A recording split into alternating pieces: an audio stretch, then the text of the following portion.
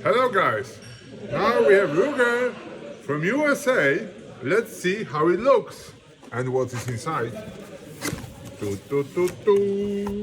Let's see. Okay, we have magazine for 10 rounds. Maybe it's only for United Europe. We have a lock. And here we have our AR.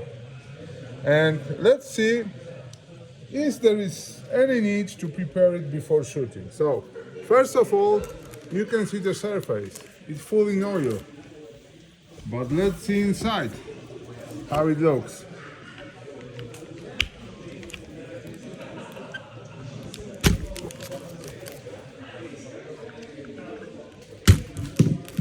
Okay.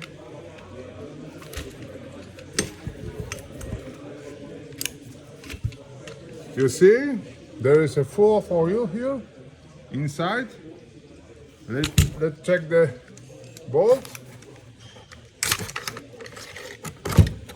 Everything is flowing in oil.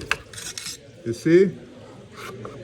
So you need, remember to prepare this gun before first shooting. In other case, you will be on in oil and the gun won't work smooth. Best regards, Riflecx.